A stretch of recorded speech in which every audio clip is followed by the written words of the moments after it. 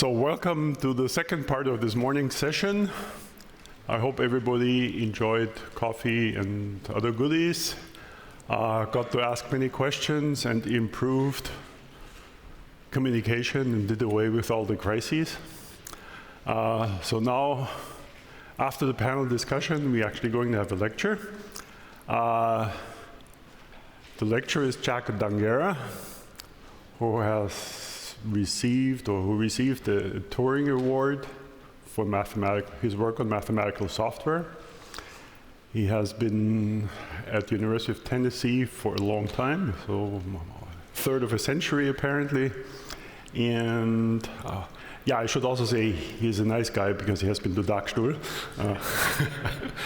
So I look forward to your talk, and please welcome Jack Dongarra.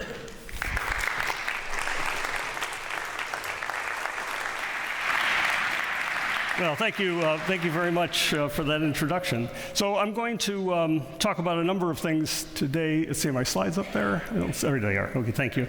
So we're going to take a look at some things in high-performance computing. That's where I'm spending most of my time these days. We're going to look at the hardware and software and how things have evolved, some of the key features of HPC hardware today, and maybe some thoughts about the future. But first, I want to share with you something. I really haven't told this story to many people. My family, my grandparents, all of them come from Sicily. They come from two very small villages in the center of Sicily. One's Villa Rosa and the other is Santa Caterina. And I visited these places a number of years ago, and it's in the middle, it's mountainous, it's rocky. There's a certain sense of really isolation and of being in the middle of nowhere. My grandfather worked in a sulfur mine, if you will, and he was looking for a better life. They packed up, got on a ship in the late 20s. My grandfather was about 42 years old when he got on the boat and arrived at Ellis Island. He had $25 in his pocket. He knew some people in Chicago in the Italian neighborhood, so he moved over there to Taylor Street and set up shop there. My father was on the boat. He was 10 years old when he made his way across, and you could see his what amounts to a COVID card, his certificate with a little red stamp in the middle of it, so he's okay. And I noticed here that they got upgraded. So they were in third class, and for some reason they scratched that out and went to second class on the boat, which I thought was sort of interesting. So that was my father. He came over. My parents, they didn't go to high school. So they had very primitive education, if you will. They did, however, appreciate education and fostered in me the idea of going to school and doing something, going to college even. So I did that. I really struggled as a student, though, I have to say. Struggled with reading and writing. And I had essentially dyslexia I have, and it was undetected.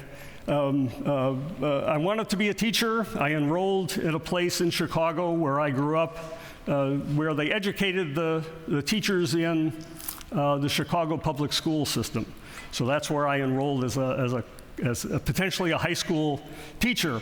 But something happened. In fact, the last semester in college, I was encouraged to apply by one of my mentors in college. He said, apply to this position at a government laboratory. It was a spend a semester with a scientist program. So I applied for it. I wasn't sure I'd get it. And I spent my last semester as a undergraduate working at a Department of Energy laboratory outside of Chicago called Argonne National Laboratory. And that was transformational. Right? It changed everything about what my aspirations were, what I wanted to do, and I really saw the light, if you will, in terms of computing and doing things in a research environment. And this is sort of where the story begins in some sense. So these are the two supercomputers of that time.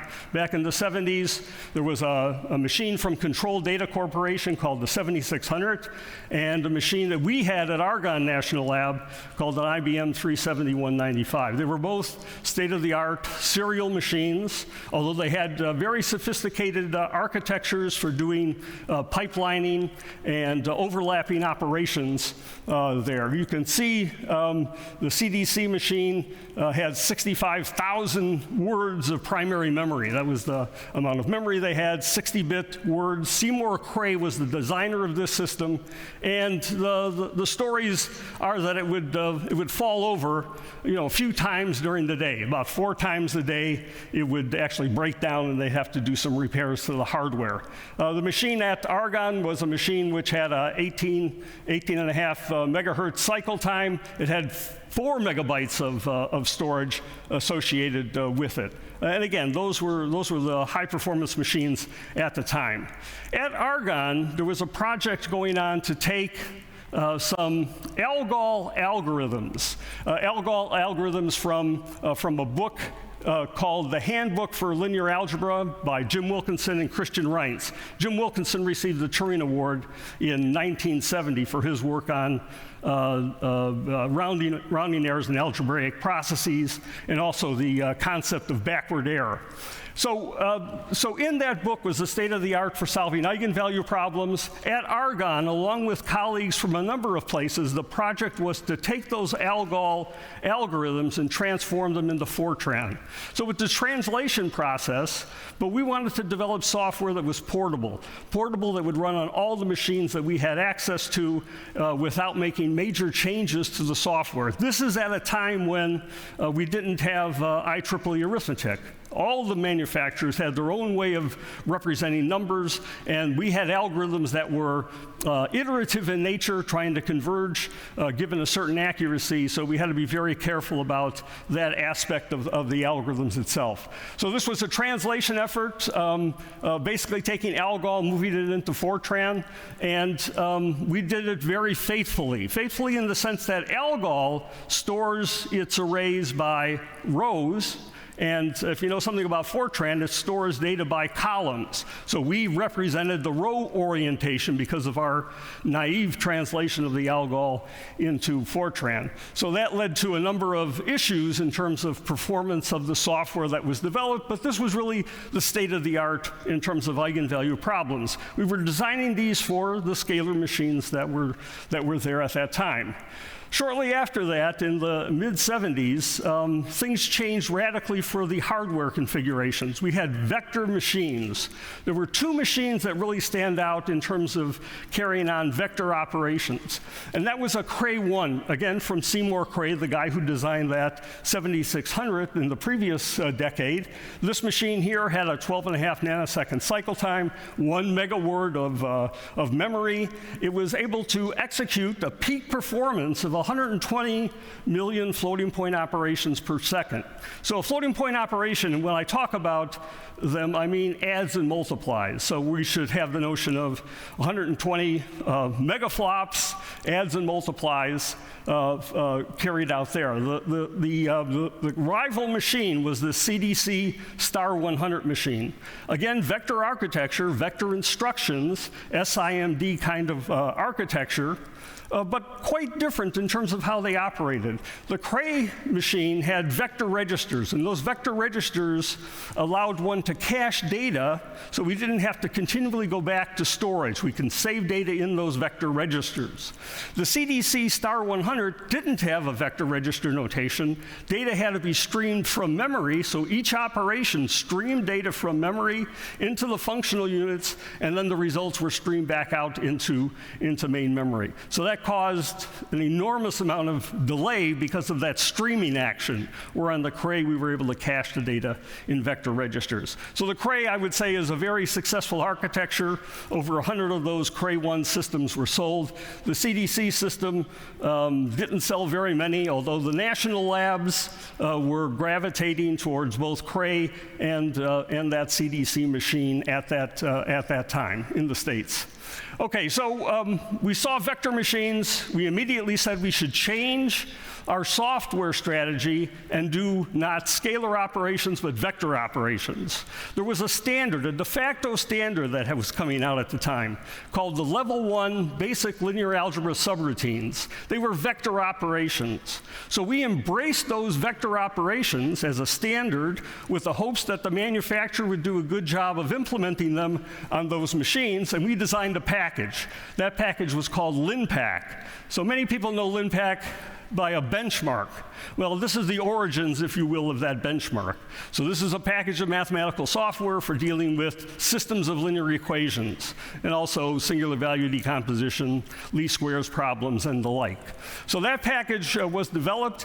It was well received by the community, and these are the authors of that package. So back in 1979, the authors of the package, Jim Bunch from San Diego, Pete Stewart from Maryland, Cleve Moeller from New Mexico, and that's the 1979 version of me with a little bit more hair.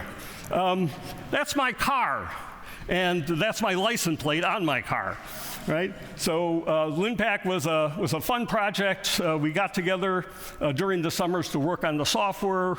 During the other times of the year, we would work independently, but the summers was when we came together at Argonne National Lab. In the appendix to that user's guide, I put together a little table of performance numbers, solving a system of equations of size 100 using the LinPack software. And it was put there to give users a handle on how much time it would take to solve problems. And there was some extrapolation that you could use to tell how long it would take for much larger problems than that matrix of size 100. This is that table in the appendix. It's about 23 machines. It gives the performance for solving that system of equations. This is a dense matrix problem, and the winner, if you will, the guy that's got the most performance, is a machine at NCAR, the National Center for Atmospheric Research in Boulder, Colorado. It achieved 14 megaflops on a Cray 1 architecture. So that, again, was the state of the art at that moment in time. Well, this benchmark has a life of its own, and I'll get back to that in a moment. But the architectures continued to change. So we had vector machines, and they were, in some sense, replaced by machines which had parallel processing, shared memory parallel processing, together with cache-based systems. So there were a number of companies that were started up to produce these machines. And they're sort of listed here at the bottom of the screen. These are all shared memory machines, large caches to take care of processing, some of them vector architectures as well. So startup companies implementing an architecture, trying to design what was called a mini supercomputer. So low-cost machine, high performance that you could maybe afford rather than million-dollar machines. Those companies were moderately successful, but they didn't last long. They went out of business within a very short period of time. The story continues in that we were designing software. We saw those architectures, cache-based systems. We had shared memory, a small number of processors, so we decided to rewrite the software in LinPack and IcePack. Jim Demmel, my colleague at Berkeley, and I put together a framework for designing that mathematical software for solving systems of equations and eigenvalue problems. So it basically combined both of them. About this time, there was a need to raise the level of granularity of the operations. So we started a community effort, de facto standard, to put together the level 2 and level 3 BLAS operations. Level 2 operations are matrix vector. Level 3 are matrix multiply. So if you know the name GEM, that's included in the package for doing level 3 BLAS. So we embraced those BLAS operations and wrote the package in terms of that, trying to hope for very efficient implementations on various architectures by the manufacturers so that our software would gain a fair amount of that performance. So we can encapsulate things so we can get the advantage of shared memory parallel processing within those level 2 and level 3 BLAS operations. So that was the strategy in the 90s. Well, soon after that, it was clear that shared memory had certain limitations. So shared memory means one address space where the program can reference data. Different processes have equal access to that data. But the architectures moved on from shared memory to distributed memory. So each processor had its own memory, and in order to communicate, you had to send messages explicitly from one process to another. So the user had to engage in message passing. So we had a number of machines who exploited that architecture. Again, companies that were starting up to do this. At Argonne National Lab, where I worked, we bought sort of a 6-pack of those machines and put them in place and let people use and experiment with those machines to get some feeling for the architectures that were hopefully going to be emerging very soon. It was a very interesting time in terms of programming and developing mathematical software based on these kind of architectures. Message passing was in the air. We had to pass messages to effectively use those machines. There was no standard. Again, everybody had their own way of doing message passing. Each vendor had their own way. Each research group had their own way of doing it. So we got together the community and said we need to formalize this as a standard so that we can at least have programs that could be moved from one machine to another.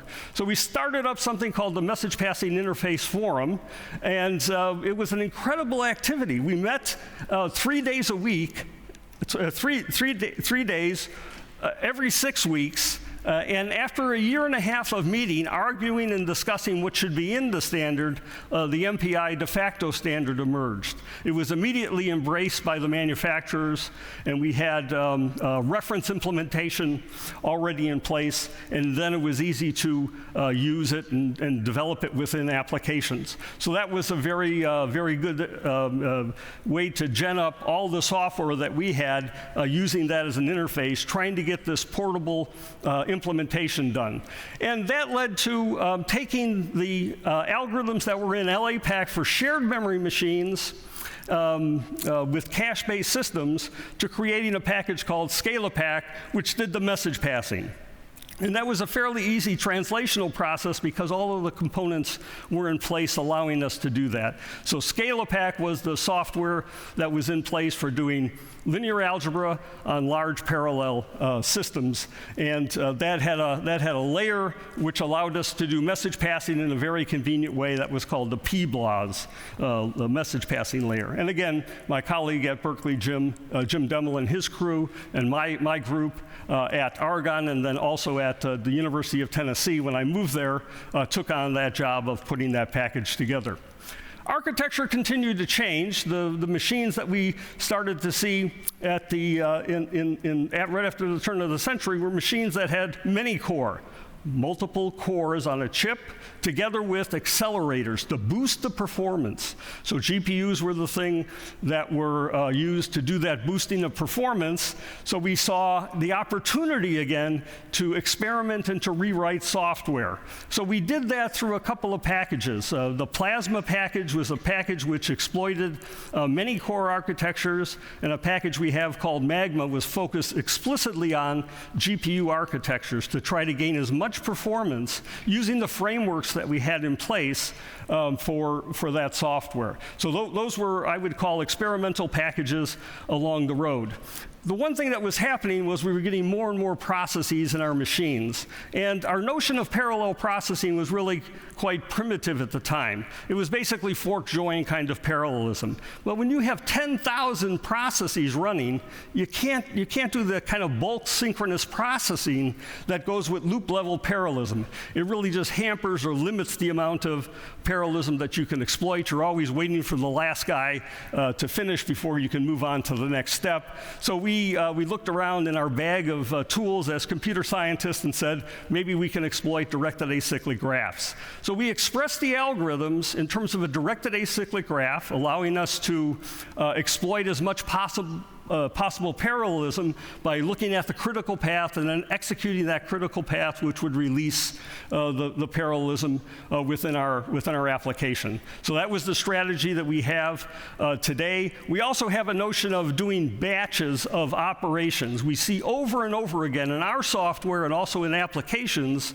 the fact that we have multiple instantiations of an operation that can be done in parallel, independent operations, embarrassingly parallel. So this fits into a model that might be in place for things like machine learning.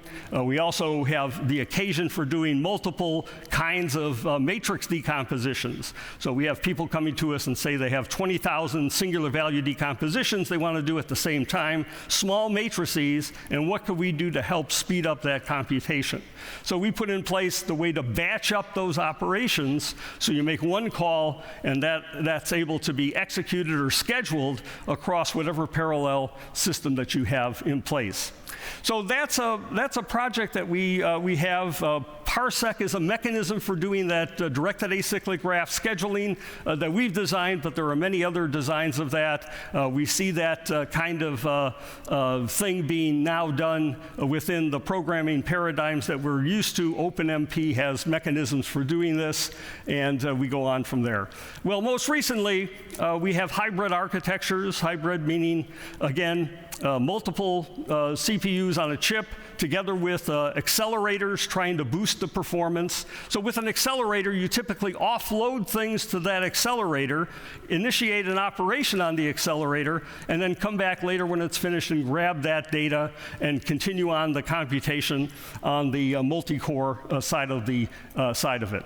So we started to see machines being put together with many of those chips, many of those GPUs on a node itself. In fact, one of the machines at Oak Ridge National Lab called Summit was a large supercomputer.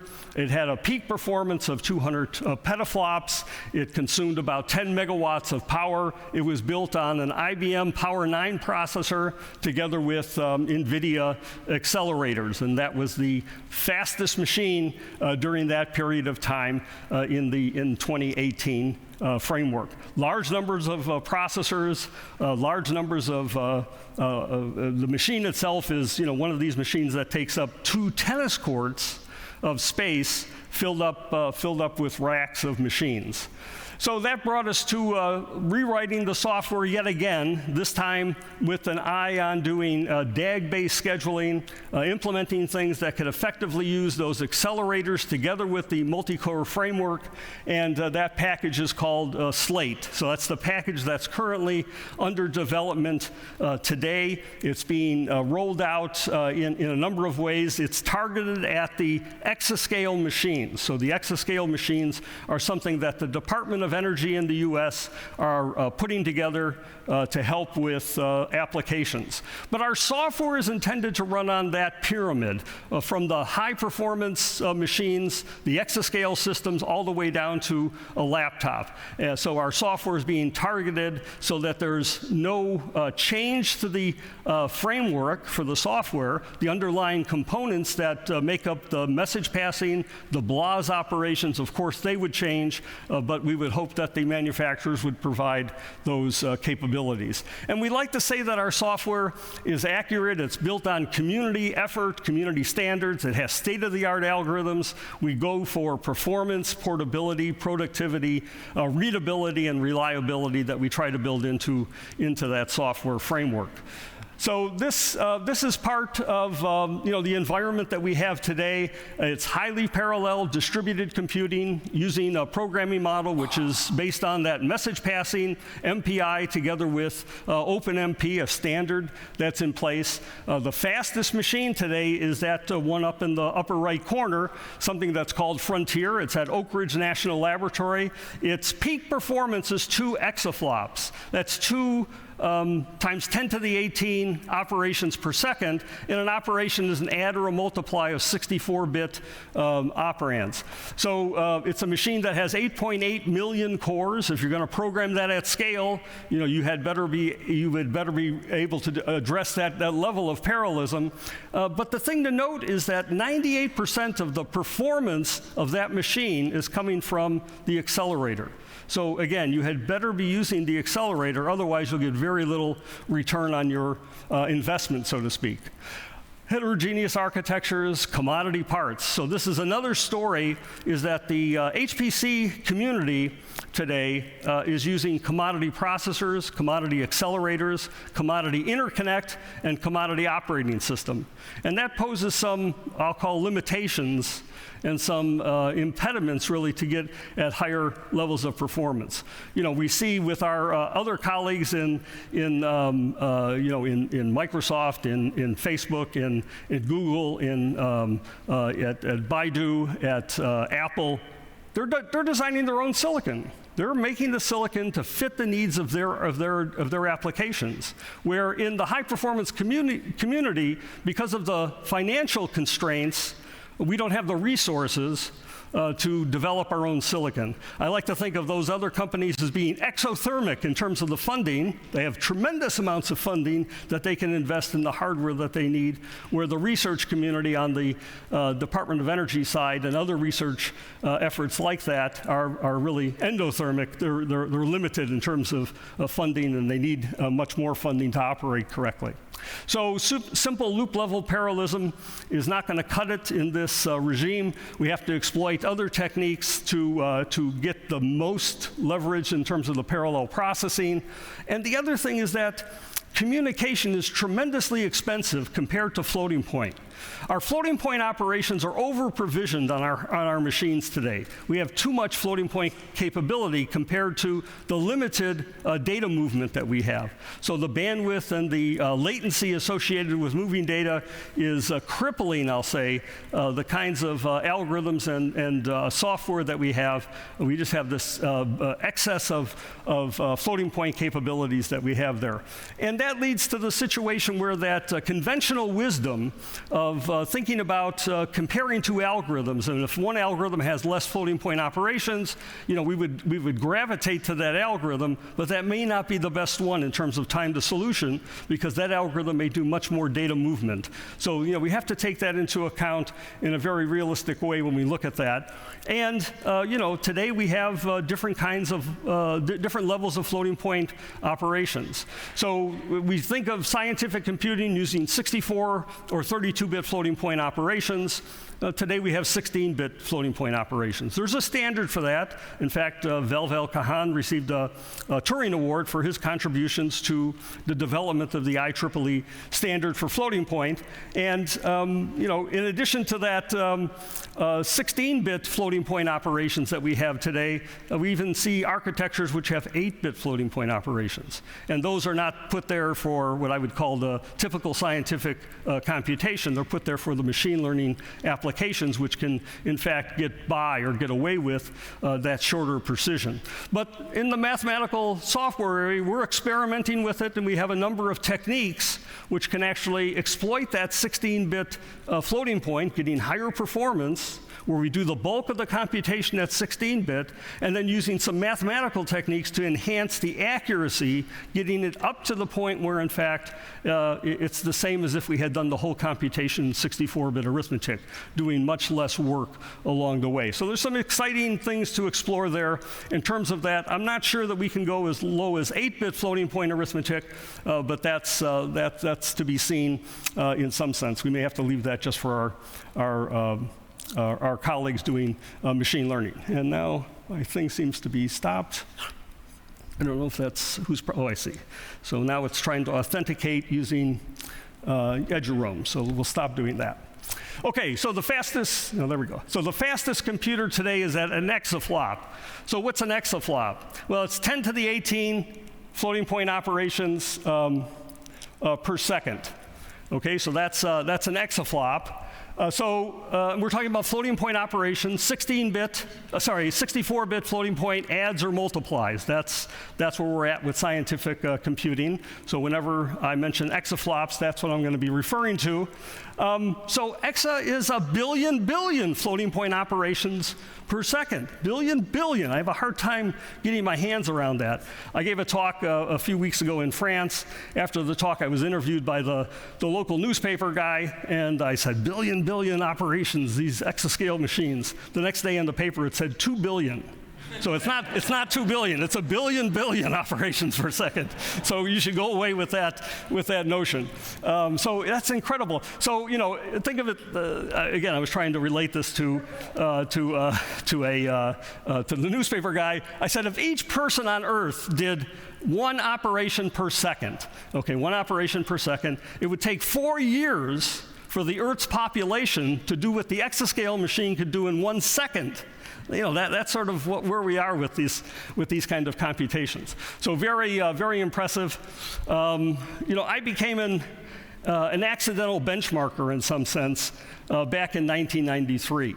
So in 1993, I had the LINPACK benchmark, matrix, doing dense matrix decompositions. So the LINPACK benchmark says you have to do LU decomposition with partial pivoting on a dense matrix. I'm going to give you the matrix, you're going to use that algorithm, implement it as best you can, and then you have to get the accuracy to the prescribed precision. The backward error has to be on the order of 10 to the minus 16. So that's 64-bit floating point operations have to be done with that. So that's the benchmark that we had back then. Hans Moyer, Hans was a professor over in Mannheim, just over down the road, and Eric Strohmeyer was his postdoc. They had a list of the fastest computers, just a list ranking the machines by the theoretical peak performance. And Hans, who I had known, came over and said, why don't we combine our list? You have this benchmark, we have this list, let's make the top 500 list. So that's how the top 500 was created.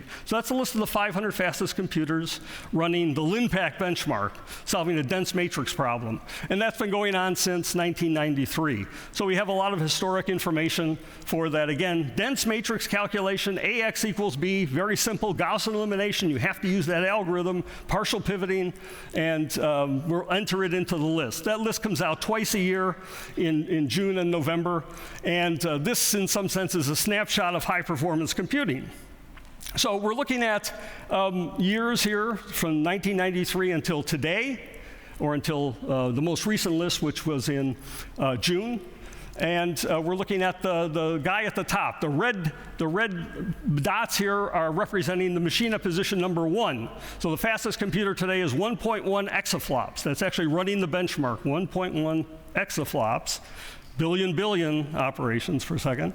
And the guy at the bottom of the list that just made it is at 1.65 petaflops. So that's the guy at position number 500. The blue is the sum of the 500 machines. So that's an Excel sheet calculation, 4.4 exaflops. So we can go back and see where things have been. You know, there's this interesting sort of break here in the trend lines. You know, what caused that? Well, we can conjecture, right? So you might say Moore's law slowing down. You might say Dongarra scaling ended. You might say financial crisis happened and people are not buying as many machines. I'm not sure. Probably a combination of all of those things led to that point. Other things, the number 1 machine back in 1993 was a thinking machines, CM5, 1,000 processors in it. And that was used at Los Alamos National Laboratory for nuclear weapons simulation codes, right? And you know, my laptop, the thing I'm using here to give this talk, I can run the benchmark on it. And when I run the benchmark, I get 426 gigaflops. Wow, that's stunning. This is a machine I use for reading email. You know, this is incredible kind of performance in my hand. You know, it's got a 12-hour battery and just incredible technology improvements that have been made over time. So that would have been on the top 500 list, you know, back in 1997. In fact, in 1997, a machine from Hitachi at the University of Tsukuba with 2,000 processors was the number 1 machine on the list at that time. So that's quite a change that's taken place over a very short period of time. So this is the top 10 machines, if you will. So the number 1 machine today is the machine at Oak Ridge National Laboratory. It's a machine called Frontier. It has it's integrated by HPE. So Hewlett-Packard Enterprises is the integrator of that machine. It uses AMD multi-core processors, and the multi-core chip has 64 cores on it. So that's the chip basis. It also uses an accelerator produced by AMD. So the accelerator boosts the performance. of that. And if you look at the number of core counts, it's 7.7 million cores. So if you're going to use this machine at scale, you got to be prepared for that level of parallel processing. And the machine is used at scale. That's the whole point of getting a machine like this. If you're going to get an exascale machine, you're going to invest a tremendous amount of money, and you should be using it at scale. Otherwise, buy 1,000 petascale machines and use them if you can get away with it. So that's sort of the economics of this. But the Department of Energy says we need that. So the benchmark ran at 1.1 exaflops, and that's 55% of the theoretical peak performance of the machine. It used 21 megawatts under load. So that's the power consumption for the machine. So a megawatt. In Tennessee, if I use a megawatt at my house for 1 year, I'm going to get a bill from the electric company for $1 million. That's roughly what a megawatt year cost in Tennessee. Probably in Europe, it's a little bit more, probably 2 or 3 times. So to turn this machine on, we're going to be paying around $21 million for the year, just in terms of the power consumption. And these are expensive machines to start with. The last column there is representing some kind of efficiency. So it's at 52 gigaflops per watt. So you want that number to be as high as possible, of course. And you could see the rest of the machines. The machines that are noted with that red in the column where it says computer, the red indicates accelerators. So almost all of the top 10 machines use accelerators, except one. And that's the Fujitsu machine. That's the Fugaku system. It has an ARM processor. So they bought the IP for ARM. They did the micro coding for that. They have vector instructions in their architecture, and they get pretty good performance out of that machine. It was engineered to do scientific computing. So the bandwidth from memory is really exceptional, much better than some of the other machines. The other machines there on the list, almost every other one except for a Chinese machine, uses commodity processors with commodity interconnect. Right? The Chinese machine is the Sunway machine, which uses a processor which was developed by the Chinese. So in China, there was an embargo against US parts going to China. China invested in developing its own architecture, and today China has their own architecture for their high-performance systems. So that, I would say that probably didn't work very well in terms of the embargo. So again, big machines, high performance. If you take a look at the top 500 machines today, China has the most supercomputers. Of the 500 machines, they have 173, and the US has 128, and you see where the others are. They also make the most supercomputers in China. So companies like, I shouldn't say make, they're integrators. So companies like Lenovo, Sugan, Huawei, Inspur, NUDT, a university, are the groups that construct their machines. And again, the big machines are being built on their own technology. So I said that the machine at Oak Ridge was the #1 machine at an exaflop. But there's rumored to be 2 exascale machines in China, but they haven't submitted results. We know the machines exist. They've written research papers on it. In fact, one of the machines won the Gordon Bell Prize. There's a very prestigious prize in computing where Gordon Bell gives away $10,000 of his own money to, I guess that's been endowed through ACM these days, to the best application that enhances performance using parallel processing. And last year, that was won by the Chinese on their new machine, the Ocean Light machine, which uses, again, their own architecture that was developed in China. So the question really is, why aren't they advertising? Why haven't they submitted the results to the top 500? We know that they have results. I've seen results, but they don't want them published. So that's an open question. I suspect the reason is China, well, they designed their chips in China. They fabricated those chips over in Taiwan. And my guess is that if that became known, the US may take some action against TSMC and asking them not to fabricate things for China. That's my conjecture. I don't know if that's true or not. Okay, in the US, we have the Exascale computing program. It's a Department of Energy program. They're spending $4 billion over 7 years for this program to develop exascale computing. $4 billion, 7 years. So what do you get for that? You get 3 exascale machines. I mentioned the one at Oak Ridge. There's another machine that's going into Argonne National Lab. That's an Intel-based machine. And then a third machine going into Lawrence Livermore National Laboratory. So those are 3 exascale machines above an exascale being used for computing. $600 million each, that's the price tag. There's some non-reoccurring engineering that DOE has given the vendors to tweak the architectures in a very small way to make them fit within for scientific computing. And that was $400 million given to the vendors. There's 21 applications that are targeted. So DOE has targeted 21 applications. That's the whole point of the exascale machines. It's not the technology, it's the applications.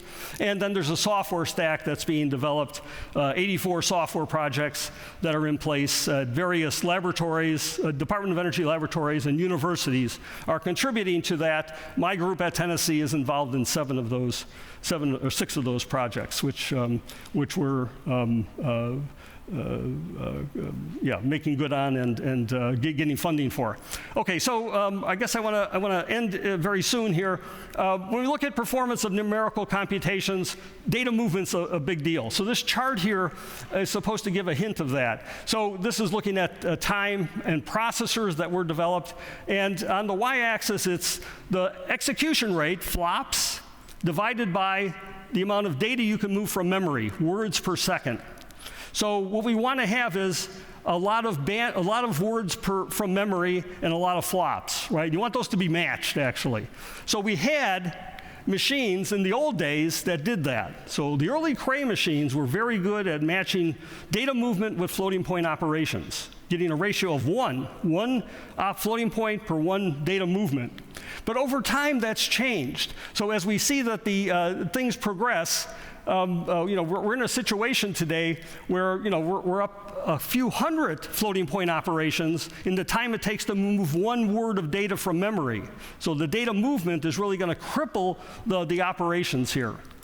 So the LINPACK benchmark has been used for many years. It's good at doing trends, but it does dense matrix calculations. The Department of Energy does dense matrix calculations, but they really do sparse matrix calculations. They're trying to solve 3-dimensional partial differential equations. You discretize that, you end up with a system of linear equations, which is sparse. And now you have to use an iterative solver on it. So iterative solvers are the things that's in motion on most of these machines. And the benchmark like LINPACK doesn't really capture that because it's doing dense matrix operations. It's really modeling matrix multiply. So we need a different benchmark. So we have a different benchmark. It's called HPCG. It does the conjugate gradients algorithm, looking at a sparse structure. There's a 3-dimensional partial differential equation in the background, 27-point stencil, leading to a matrix which has this kind of structure to it, a very sparse matrix that we have to solve using this. And there's a preconditioner involved that helps with that. So this is a list, if you will, of the top 10 machines for that benchmark. So the thing to note here is this is the LINPACK number for these 10 machines, so very high performance. And this is the benchmark numbers for doing conjugate gradient, very low performance compared to that. In fact, when you look at the percent of theoretical peak for the machines, we're seeing numbers which are in the few percent, as low as under 1% of the theoretical peak on this benchmark. And this is what's done for most of these applications, that is, these machines are used to do this kind of application. So that's a marker that something's wrong with our architecture when we're getting less than 1% of the theoretical peak for an application which is very common for these machines. So that's a flashing light or something that's going on there, or that should be going on. So it's like a race car. You have a race car that has a peak speed of 300 kilometers per hour, and you're only going to be able to go 3 kilometers per hour. You would be very unhappy with that race car if that's what you invested in. So that's the situation we have. Okay, so what's the takeaway here? As I conclude, the hardware is constantly changing. We go from scalar granular to vector, to distributed, to accelerated machines, to mixed precision. We have 3 computer revolutions going on. I've only talked about high-performance computing. Other people have talked about deep learning. There's also edge-based computing, which is important. The algorithms and software basically follow the hardware. The model I have is that the hardware guys are building something and they throw it over the fence. And we, as software people, have to scramble now to figure out how to use that machine effectively. We spend the next 4 or 5 years developing our software and algorithms that can effectively use it, and then another machine gets thrown over the fence at us. So that's something which really has to change. If you're interested in that idea, there was an interesting paper in Nature, Science that is, a few years ago by Charles Lyserson and company, where the title was "There's Plenty of Room at the Top," a riff on Feynman's "There's Plenty of Room at the Bottom," which talk about the things that can be done to optimize software in the presence of the architectures that we have today. So I'm going to leave it there. I'm a little bit over time, but I'd be happy to answer any questions if they allow me to take questions. So thank you very much.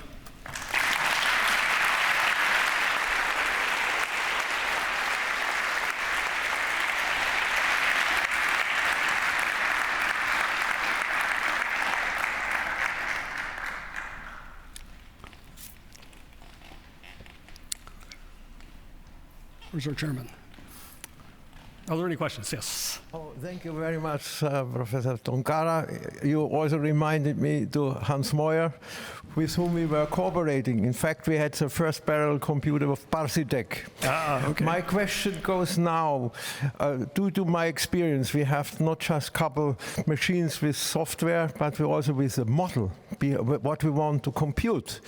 And usually, from my experience of the supercomputing system in Stuttgart, those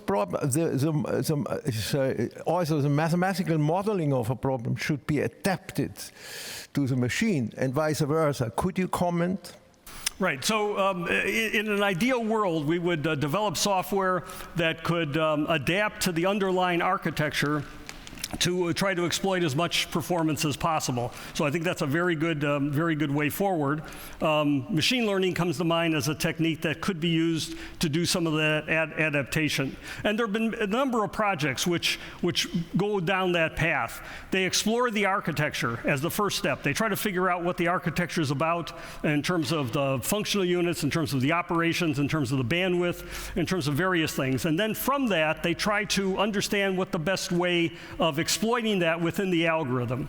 So there's been a number of papers which use just that idea to move forward. So that's a machine learning. It's not deep learning, but it's a machine learning technique which is used to try to match to the underlying algorithm and software to the given architecture. And in an ideal world, a compiler might even be able to do that.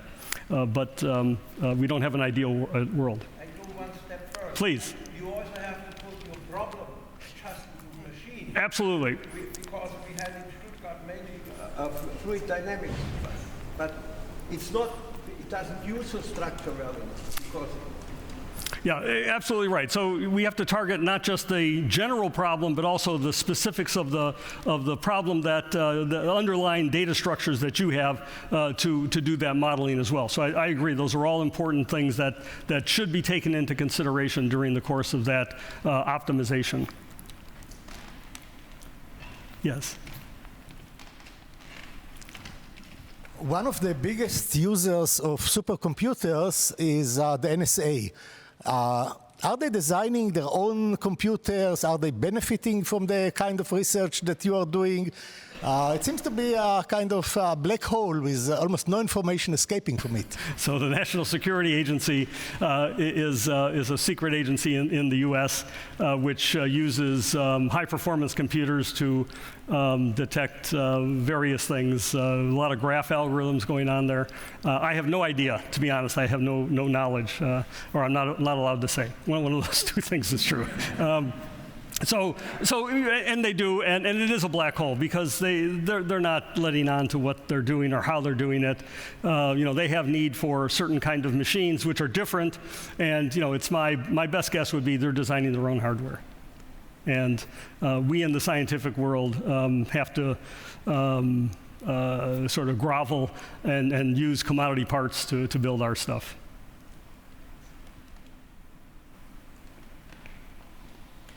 Hello. Hi. I'm a PhD student in computer architecture, and this was a great talk. Thank you for that. My question towards you is, what would you like the top 500 list to look 25 years in the future? Do we go from approximately 10 million cores to a billion cores, and how?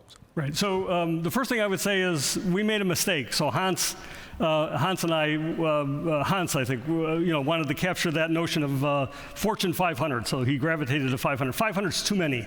We have too many machines on the list. So half of the performance of the top 500 is contained in 10 machines. So I would say, if I was going to do this over again, I would have the top 50 machines, top 20 machines, something like that to focus on, because it's too diffuse, and we see that in terms of the Chinese numbers. They've got all these machines. So what's going to happen in the future? So what's the next thing? Well, we're at Exa. What's the next thing? Zeta, so Exascale computing. So there was a letter written recently because of the CHIPS Act in the US. The Presidential Advisory Committee said 4 things should be focused on. I don't remember 3 of them, but the 4th thing said Exascale computing. So there's going to be a push to continue high-performance computing. What's the limit? Where are we going to end? Well, I'm not sure there's a limit. And the architectures will modify, right? Be changing. So what's the change going to look like? So today we have multi-core and GPUs. Maybe we'll have neuromorphic stuff thrown into the mix. So there'll be another component which is neuromorphic, or machine learning. There'll be a machine learning device there. We've got a number of companies today. It reminds me of the time in the in the late 90s. In the turn of the century, we had all these companies springing up to develop these architectures. We see the same thing with machine learning. A lot of companies being put together to do machine learning-like things, and maybe that could fit into an accelerator. And then, of course, somebody's going to ask the question about quantum. So we have a quantum accelerator to fit into it. We're not going to replace our digital computers with quantum computing. At least I don't think we will. But I could see the need for certain problems for using a quantum device, and maybe having that in the connection with the other devices to help with that. And maybe we can dial up how many or how much of that we would use. So, I would see, change is in the wind. It's always there. They're going to be exploiting whatever hardware we can. I don't like the idea of using commodity parts. I wish we would change that. Maybe today with some of the new architectures, chiplets, we can design our own stuff in a much more easy way to accommodate the applications that we have. But it's the bandwidth. It's bandwidth and then latency that controls the performance that we see.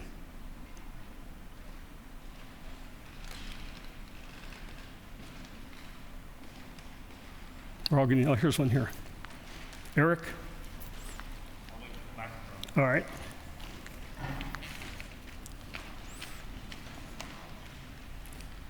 On the bandwidth question, I kind of wonder if Exascale is the wrong goal. Okay. If you had 1,000 times the flops, but only 10 times more bandwidth, I think you'd be in a worse situation, not a better situation. And I think that's actually the most likely outcome at the current rate we're going. First, do you agree with that statement? And if you do, what would you like to focus on? And for bandwidth, you could use commodity parts, frankly, for bandwidth if you've worked on the bandwidth other ways. Right. So that's a very good point. Thank you for bringing it up. The issue, we're focusing on performance, which is the wrong thing to focus on. This peak performance thing. We should really focus on. So what's the point of the machines? To do the applications. So we should focus on an application metric in some sense. So we want a machine which can provide us with the results from an application at maybe 20 times what we have today. That might be a better goal to shoot for in terms of an architecture. Enhancing the performance of the application, not trying to stretch this benchmark thing. So I feel some responsibility for the benchmark, but if I was doing it over again, I might go down the path that you're suggesting, focusing on other components like the application, which is really the main driver for the machines themselves. Just add, it's not too late, but I'd also say that you're being too hard on yourself because the time you did those benchmarks, they were correlated with applications quite well. That's true. At one point they were. Back in the old days. That's exactly right. Yeah.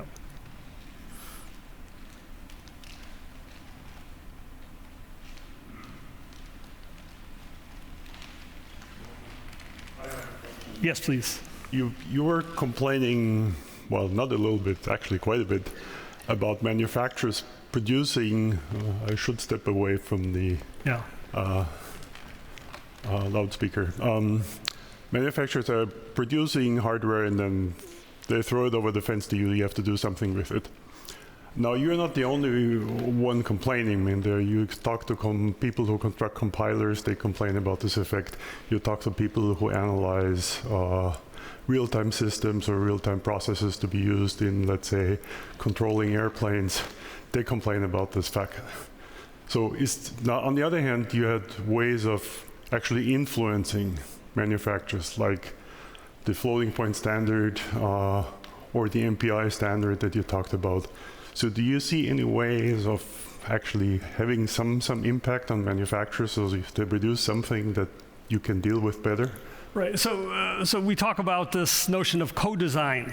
So in an ideal world, we would have the application people together with the software guys, together with the hardware people, designing a machine.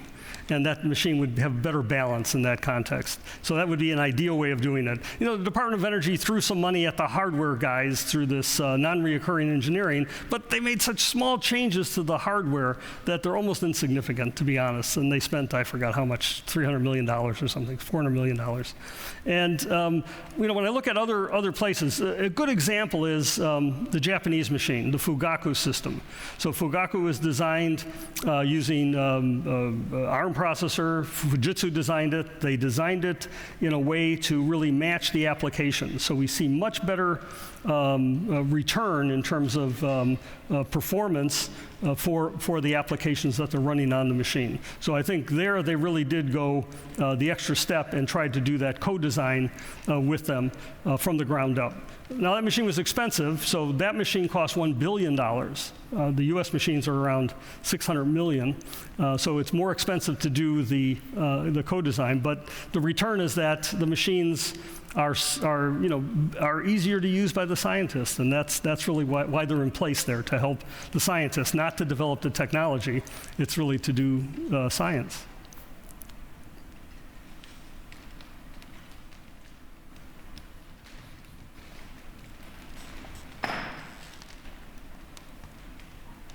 Thank you, Jack. This was an amazing talk. High-performance computing versus high-throughput computing.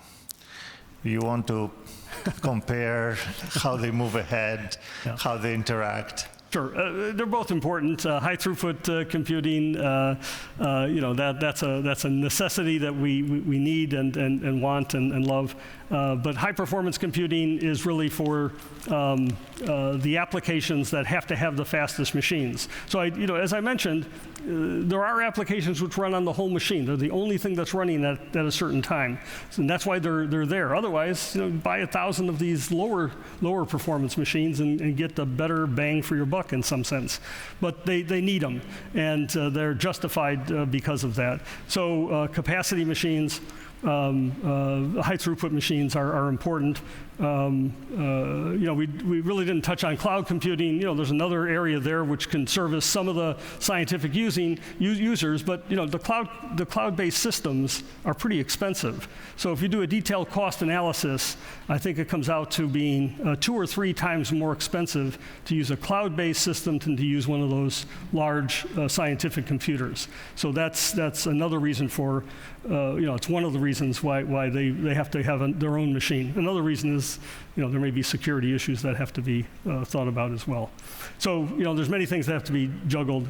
They're important. Capacity systems are important, as well as the high performance machines. So we should have a few of the high performance machines. So I'm sure there are more questions, but I'm also quite sure that you will be willing to answer them later on. Of course. So let's thank Jack for this wonderful talk and for his answers.